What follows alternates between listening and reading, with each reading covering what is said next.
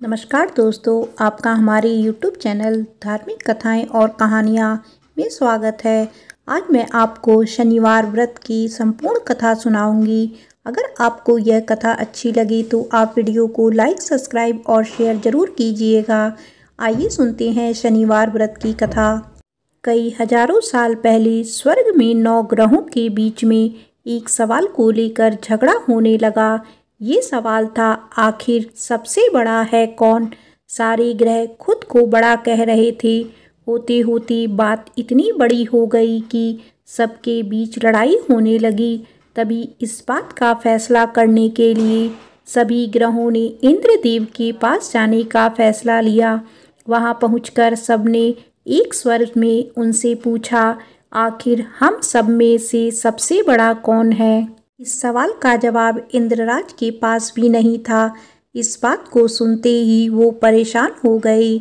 साफ शब्दों में इंद्रदेव ने कह दिया कि आपके इस सवाल का जवाब राजा विक्रमादित्य ही दे सकते हैं। हम सबको तुरंत पृथ्वी लोक चले जाना चाहिए। सबने इंद्रदेव की बात मान ली और सभी एक साथ उज्जैन पहुंच गए।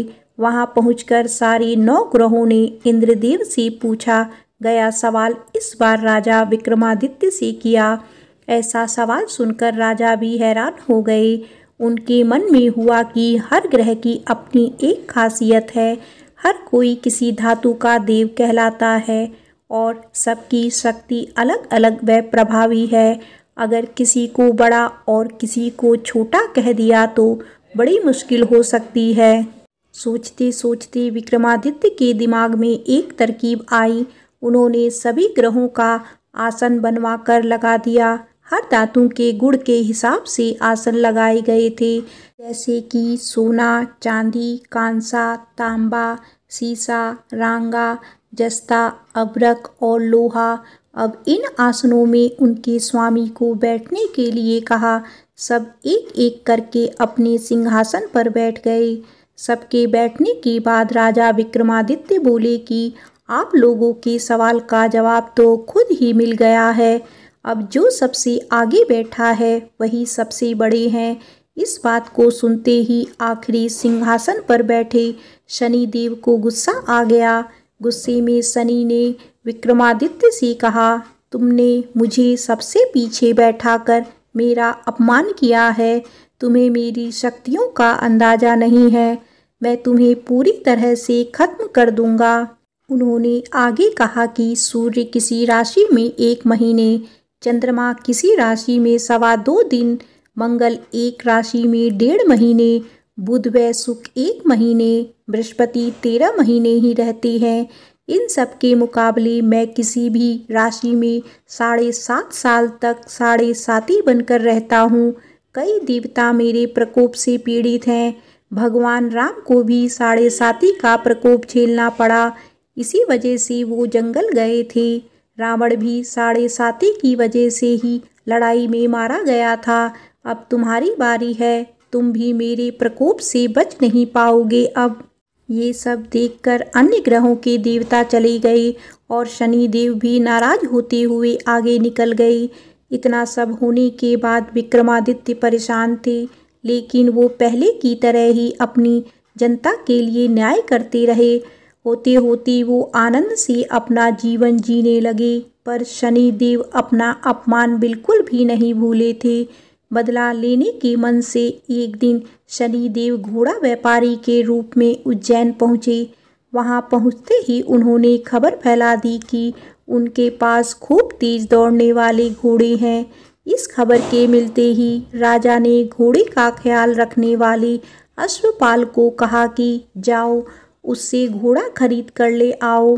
वो गया और देखा कि घोड़ा काफ़ी कीमती है।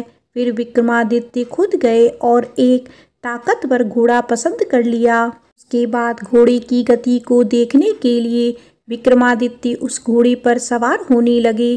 तभी घोड़ा हवा में तेजी से दौड़ा और राजा को जंगल ले जाकर छोड़ दिया।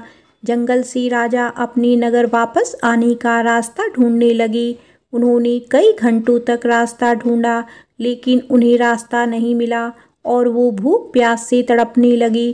कुछ ही देर में उन्हें एक चरवाहा दिखा।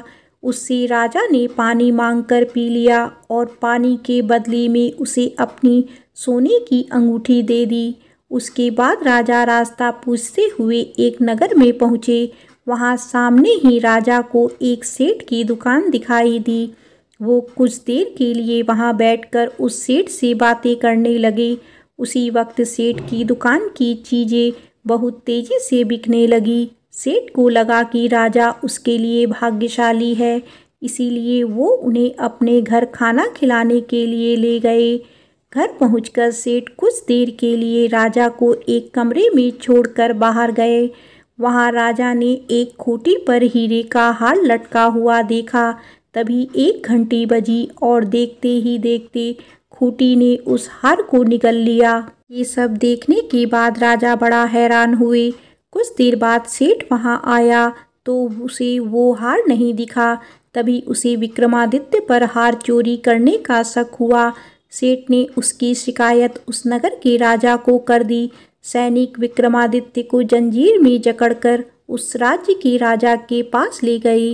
राजा ने विक्रमादित्य से पूछा, वो हार कहाँ है? उन्होंने जवाब दिया, उसे वहाँ की खूंटी निकल गई जिसमें वो हार टंगा हुआ था। इस बात को सुनते ही राजा गुस्से से लाल हो गए। राजा जवाब से संतुष्ट नहीं थे, इसीलिए विक्रमादित्य को हीरे के हार का घोषित करते हुए हाथ पांव काटने की सजा सुना दी। सैनिकों ने राजा का आदेश मानते हुए विक्रमादित्य के हाथ पांव काटकर उसे सड़क पर यूं ही छोड़ दिया। सड़क पर इस तरह से पड़े हुए विक्रमादित्य को कई दिन हो गए थे। एक दिन तेली को उन पर दया आ गई और उन्होंने अपने घर लेकर चला गया। उन्हें बैल हाँकने वाले कोलू की जगह काम दिया। अब विक्रमादित्य रोज बैलों को आवाज़ देकर उन्हें हाँकते थे। रोज बैलों को हाँकने का काम करने पर विक्रमादित्य को बदले में खाना मिलता था। इसी तरह होते होते 7.5 साल बीत गए। 7.5 साल बाद जब राजा 7.5 खत्म हुई तो वर्षा ऋतु शुरू हो गई। विक्रमादित्य एक रात बादल और बारिश के राग वाला गाना जोर जोर से गा रहे थे। तभी उस नगर की राजकुमारी पास से ही गुजर रही थी। उसने वो गाना सुना और दासी को कहा कि पता लगाओ वो कौन है। दासी ने ठीक वैसा ही किया। वो कुछ देर बाद लौटकर आई और कहा कि वो एक राजा हैं जिसे हीरे का हार चुराने की सजा के रूप में अपंग कर दिया गया है। राजकुमारी को उसका बादल बारिश के राग वाला गाना खूब पसंद आया था, इसीलिए उसने अपंग राजा से शादी करने का फैसला लिया। इस बारे में जब राजकुमारी ने अपने माँ बाप को बताया तो उन्होंने इस रिश्ते से इनकार कर दिया। विक्रमादित्य के संगीत पर मोहित उस राजकुमारी ने जिद पकड़ ली कि वो शादी करेगी तो विक्रमादित्य से ही करेगी, वरना वो अपने प्राण त्याग देगी। बेटी की जिद के आगे हारकर उन्होंने उसकी शादी विक्रमादित्य से करवा दी। शादी के बाद राजकुमारी भी विक्रमादित्य के साथ तेली के घर चली गई। विवाह की रात को ही विक्रमादित्य के सपने में शनिदेव आई और कहा कि अब तो तुम्हें मेरे प्रकोप का पता चल ही गया होगा। अपने दंड की सजा मैंने तुम्हें इस तरह से दी है। सपने में ही राजा दुखी होकर शनिदेव से माफ़ी मांगने लगा और प्रार्थना करते हुए बोले, आपने मुझे जितना दुख दर्द दिया है उतनी किसी और को मत देना। विक्रमादित्य की प्रार्थना सुनकर शनिदेव को अच्छा लगा। उन्होंने सपने में ही उन्हें बताया कि जो भी इंसान मेरी पूजा करेगा, मुझ पर ही मन लगाकर ध्यान रख करेगा, मेरी कथा सुनेगा, चींटियों को आटा खिलाएगा, वो मेरे प्रकोप से हमेशा बचा रहेगा। साथ ही मैं उनके मनोरथ भी पूरे करूँगा। सपने में ये सब देखते ही विक्रमादित्य की नींद खुल गई और उनके हाथ पांव भी लौट आए थे। अपंगता से छुटकारा पाकर वो बहुत खुश हुए। उन्होंने मन से शनिदेव को धन्यवाद किया। इसके बाद विक्रमादित्य ने अपनी पत्नी को शनिदेव के प्रकोप की पूरी कहानी सुनाई। तभी सेठ को भी पता चला कि वो अपंग इंसान राजा विक्रमादित्य हैं। उसने दौड़कर राजा से माफ़ी मांगी। राजा ने भी उसे माफ़ कर दिया। क्योंकि उन्हें पता था कि यह सब कुछ शनिदेव की वजह से हो रहा है। सेठ ने दोबारा विक्रमादित्य को अपने साथ घर चलने के लिए कहा। वहाँ सब मिलकर खाना खा रहे थे। उसी समय एक और हार खूंटी ने निगल लिया। इस दृश्य को सबने देखा और हैरान हो गए। कुछ देर बाद सेठ को अपनी करनी पर पछतावा हुआ और उन्होंने अपनी बेटी की शादी विक्रमादित्य से करवा दी। विवाह में सेठ ने उसे खूब सारे आभूषण दिए। राजा विक्रमादित्य अपनी दोनों पत्नियों के साथ राज्य वापस चल पहुँचे। वहाँ धूमधाम से उनका स्वागत हुआ। अगले ही दिन विक्रमादित्य ने यह घोषणा करवा दी कि सारे ग्रहों में सबसे श्रेष्ठ शनिदेव हैं। प्रेम से बोलो शनिदेव की जय। आइए अब सुनते हैं शनिदेव के जन्म की पौराणिक कथा। स्कंद पुराण के अनुसार सबसे अधिक प्रचलित शनि उत्पत्ति की कथा इस प्रकार है।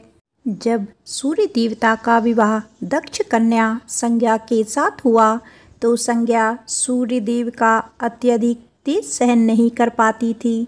उन्हें लगता था कि मुझे तपस्या करके अपने तेज को बढ़ाना होगा या तपोबल से सूर्य की अग्नि को कम करना होगा, लेकिन सूर्य के लिए वो पतिव्रता नारी थी। सूर्य के द्वारा संज्ञा के गर्भ से 3 संतानों का जन्म हुआ। वैवस्वत, मनु, यमराज और यमुना। संज्ञा अपने बच्चों से बहुत प्रेम करती थी, मगर सूर्य की तेजस्विता के कारण बहुत परेशान रहती थी।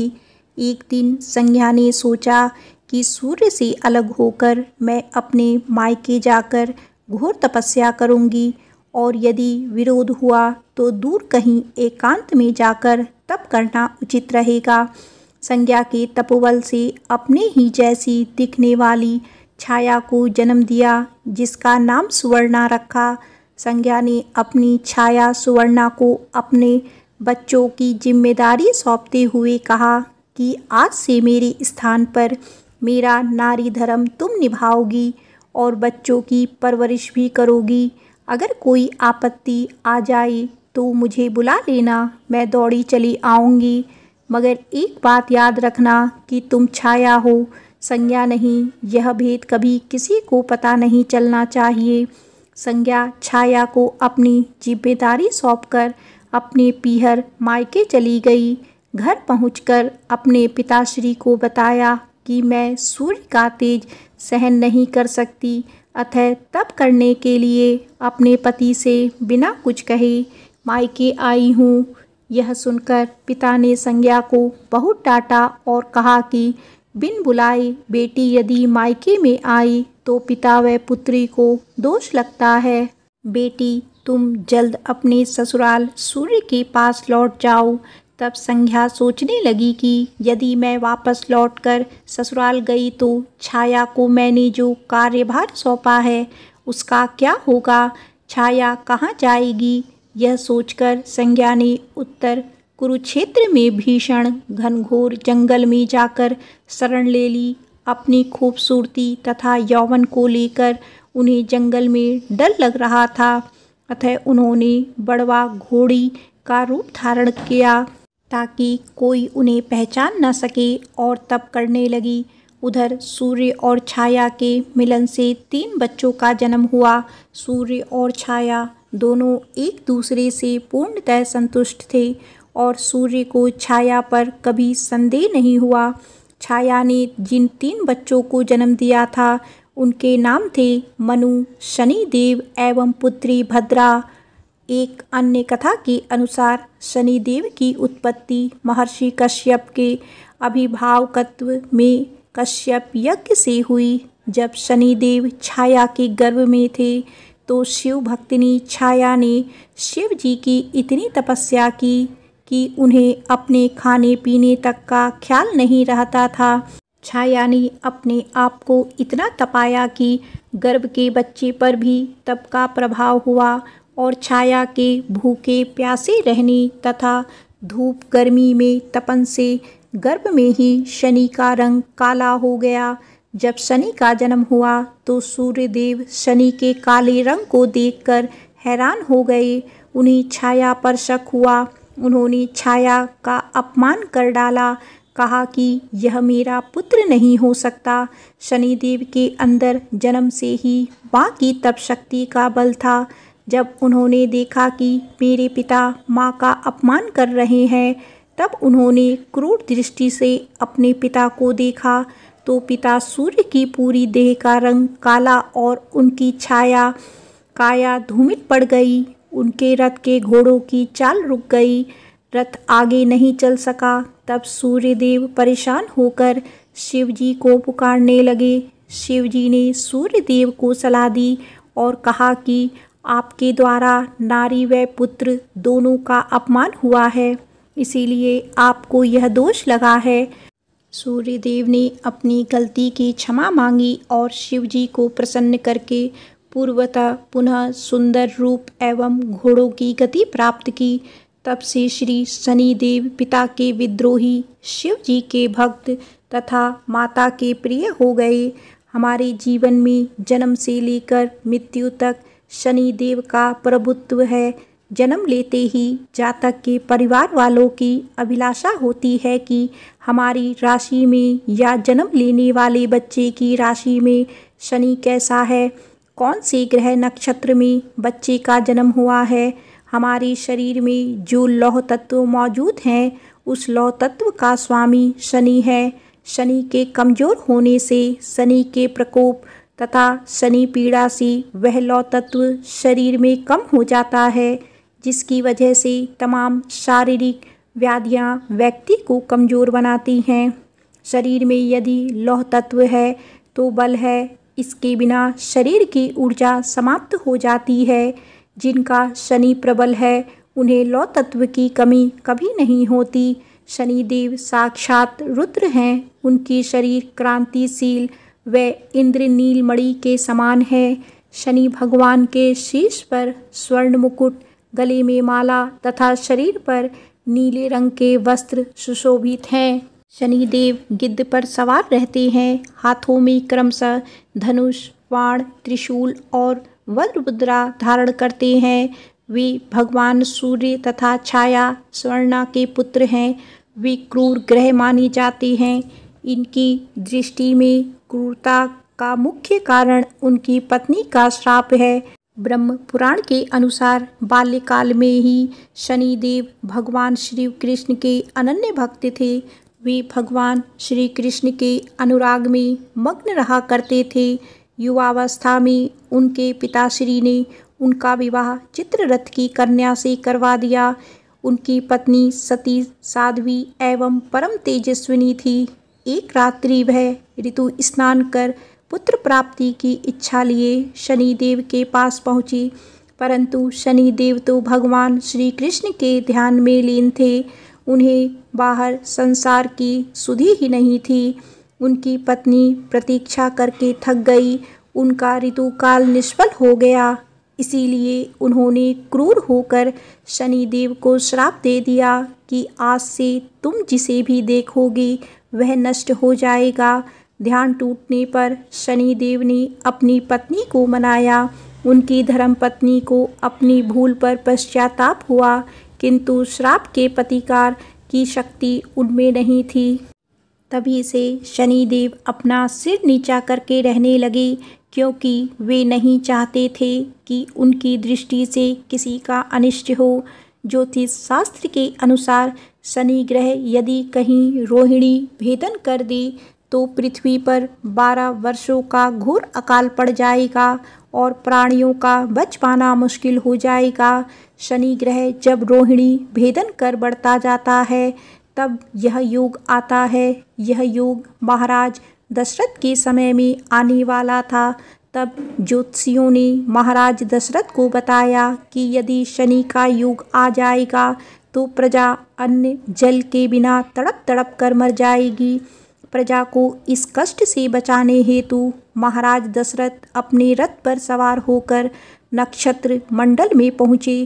पहले तो उन्होंने नित्य की भांति शनिदेव को प्रणाम किया। इसके पश्चात क्षत्रिय धर्म के अनुसार उनसे युद्ध करते हुए उन पर संहारास्त्र का संधान किया तब शनिदेव महाराजा दशरथ की कर्तव्य निष्ठा से अति प्रसन्न हुए और उनसे कहा, वर मांगो। महाराज दशरथ ने वर मांगा कि जब तक सूर्य नक्षत्र आदि विद्यमान हैं तब तक आप रोहिणी भेदन ना करें। शनिदेव ने उन्हें वर देकर संतुष्ट किया। भगवान शनिदेव के अधिदेवता प्रजापति ब्रह्मा और प्रत्यधि देवता यम है। इनका वर्ण कृष्ण, वाहन गिद्ध तथा रथ लोहे का बना है। शनिदेव एक राशि में 30-30 महीने रहते हैं। वे मकर और कुंभ राशि के स्वामी हैं तथा इनकी महादशा 19 वर्ष तक की होती है। इनकी शांति के लिए मृत्युंजय जप की नीलम धारण तथा ब्राह्मण को तिल, भैंस, लोहा, तेल, काला वस्त्र, नीलम, काली गौ, जूता, कस्तूरी और सुवर्ण का दान देना चाहिए। शनिवार को इनकी महिमा को पढ़ने से धन संकट दूर होता है। सूर्यपुत्र शनिदेव के बारे में कहा जाता है कि उनका गुस्सैल स्वभाव और ग्रह दशा किसी को भी बर्बाद कर सकती है, लेकिन ऐसा हर किसी के साथ नहीं होता है। शनिदेव केवल उन्हीं लोगों को परेशान करते हैं जिनके कर्म अच्छे नहीं होते। शनिदेव न्याय के देवता हैं। यही वजह है कि भगवान शिव ने शनिदेव को 9 ग्रहों में न्यायाधीश का काम सौंपा है। मगर क्या आप जानते हैं कि वह शनिदेव जिनके प्रकोप से सारी दुनिया डरती है, वह खुद भी इन 5 लोगों से डरते हैं। नंबर 1, हनुमान जी से डरते हैं शनिदेव। माना जाता है कि शनिदेव पवन पुत्र हनुमान जी से भी बहुत डरते हैं। इसीलिए ऐसा कहा जाता है कि हनुमान जी के दर्शन और उनकी भक्ति करने से शनि के सभी दोष समाप्त हो जाते हैं। जो लोग हनुमान जी की नियमित रूप से पूजा करते हैं उन पर शनि की दशा का खास प्रभाव नहीं पड़ता। यही वजह है कि शनिवार को शनिदेव के साथ साथ हनुमान जी की भी पूजा करते हैं। नंबर 2, श्री कृष्ण से डरते हैं शनिदेव। अच्छों को अपनी लीला से सबक सिखाने वाले भगवान श्री कृष्ण को शनिदेव का इष्ट माना जाता है। मान्यता है कि अपने इष्ट का एक दर्शन पाने को शनिदेव ने श्री कृष्ण जी की तपस्या की थी। शनिदेव के कठोर तप से प्रसन्न होकर श्री कृष्ण जी ने कोयल के रूप में दर्शन दिए। तब शनिदेव ने कहा कि वह अब से श्री कृष्ण के भक्तों को परेशान नहीं करेंगे। नंबर 3, पीपल से भय खाते हैं शनिदेव।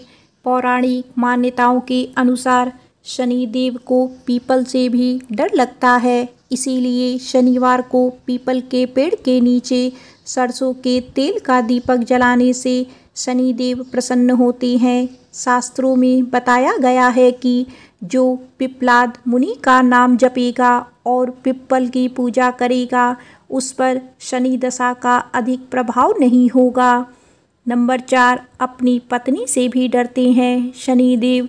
शनि महाराज अपनी पत्नी से भय खाते हैं। इसीलिए ज्योतिष शास्त्र में शनि की दशा में शनि पत्नी का नाम मंत्र जपना भी शनि का एक उपाय माना गया है। इसकी कथा यह है कि एक समय शनि पत्नी ऋतु स्नान करके शनि महाराज के पास आई, लेकिन अपने इष्ट देव श्री कृष्ण के ध्यान में लीन शनि महाराज ने अपनी पत्नी की ओर देखा नहीं। क्रोधित होकर पत्नी ने श्राप दे दिया था कि आज से तुम जिसे भी देखोगे वह नष्ट हो जाएगा। तभी से शनिदेव अपना सिर नीचा कर कर रहने लगे, क्योंकि वे नहीं चाहते थे कि किसी का अनिष्ट हो। नंबर 5, भगवान शिव से भी डरते हैं शनिदेव।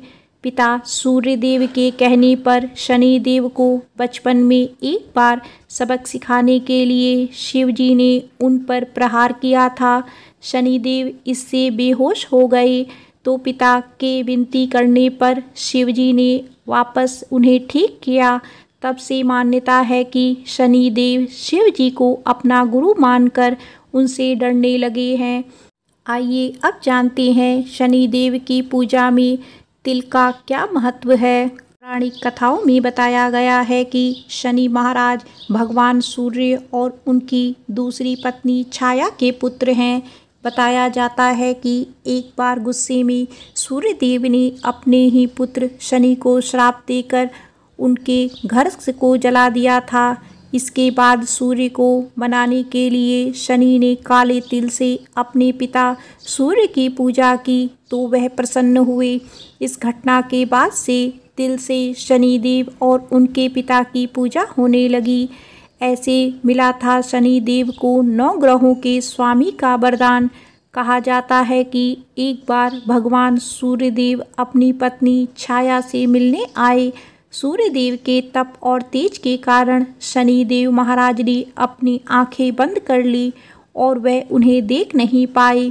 भगवान शनि के काले वर्ण को देखकर सूर्यदेव की पत्नी छाया पर संदेह व्यक्त किया और कहा कि यह मेरा पुत्र नहीं हो सकता।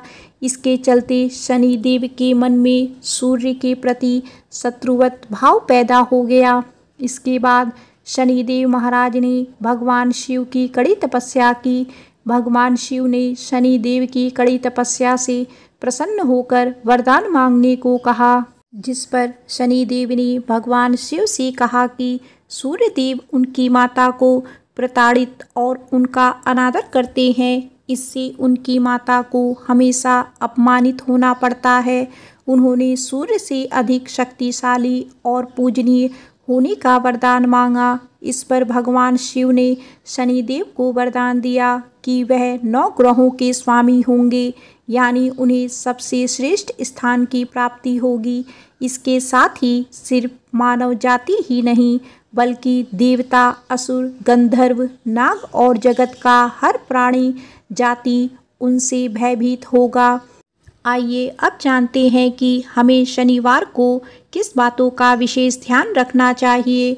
भगवान शनि के कोप से बचने के लिए सूर्य उदय से पहले उठकर व्रत रखने का संकल्प लें। शनिवार के दिन उनकी प्रतिमा पर काले तिल और तेल चढ़ाएं। शनिवार के दिन लोहा या लोहे से बनी चीज़ों को खरीदने से बचें। इस दिन सरसों का तेल भी नहीं खरीदा जाता है। गरीबों और बेसहारा लोगों की मदद करें। इससे शनिदेव प्रसन्न होते हैं और उनकी कृपा दृष्टि बनी रहती है। एक बार प्रेम से बोलिए शनिदेव महाराज की जय।